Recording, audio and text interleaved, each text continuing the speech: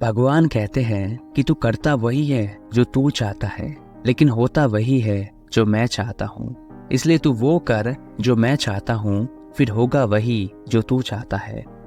एक बार एक सेठ जी थे जो बहुत पैसे वाले थे और जिनका बहुत बड़ा कारोबार था। एक दिन रात को उनको नींद नहीं आ रही थी, तो वो रात के 2 बजे उठे और उन्होंने सोचा कि चलो पास के मंदिर में जाकर बैठते हैं। तो उन्होंने ऐसा ही किया। वो 2 बजे मंदिर में जाकर बैठ गए।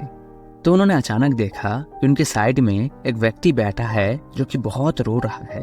ये देखकर सेठ जी से रहा नहीं गया और उन्होंने उस व्यक्ति से पूछा कि आप इतने रो क्यों रहे हो। तो उस व्यक्ति ने कहा कि मेरी जो वाइफ है वो हॉस्पिटल में है और उसका ऑपरेशन होना है, लेकिन दुख की बात यह है कि मेरे पास पैसे नहीं है। ये सुनकर सेठ जी को बहुत दया आ गई और सेठ जी के पास जितने भी पैसे थे उन्होंने सारे पैसे निकाले और उस व्यक्ति के हाथ में रख दिए। व्यक्ति बहुत खुश हो गया और भगवान का धन्यवाद करते हुए वहां से चल पड़ा। तो सेठ जी ने जाते हुए कहा कि सुनो, एक काम करो, ये कार्ड भी रख लो, इसमें मेरा एड्रेस है, अगर और पैसे की जरूरत पड़े तो कल आ जाना, मैं और पैसे दे दूंगा।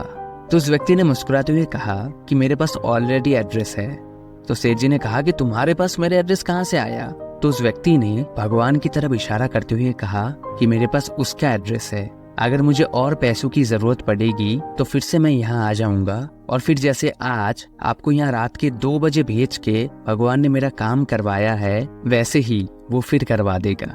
जैसे ही सेठ जी ने ये बात सुनी, उनकी आंखें खुल गई कि बात तो बिल्कुल सही है। रात को 2 बजे मेरा यहाँ पे आना सिर्फ एक इत्तेफाक तो नहीं हो सकता, किसी का तो फोर्स है जिसने मुझे यहाँ पर बुलाया है। छोटी सी कहानी है, लेकिन हमें सिखाती है कि अगर हमें ईश्वर पर अटूट विश्वास है और अगर हम सच्चे मन से उन्हें पुकारते हैं तो वो कहीं ना कहीं से किसी ना किसी रूप में हमारी मदद कर ही देते हैं। इसलिए भगवान पर भरोसा रखें और अच्छे कर्म करते रहिए, क्योंकि श्री कृष्ण कहते हैं कि तुम्हारा अधिकार केवल कर्म करने का है, फल तो ईश्वर के हाथ में है। दोस्तों, मुझे उम्मीद है कि इस कहानी से आपको एक बहुत अच्छी सीख मिली होगी। अगर आपको ये कहानी पसंद आई हो तो कमेंट में जय श्री कृष्णा लिखना मत भूलिएगा। वीडियो को लास्ट तक देखने के लिए दिल से आपका बहुत बहुत धन्यवाद। प्रभु की कृपा से हमेशा खुश रहिए, मुस्कुराते रहिए।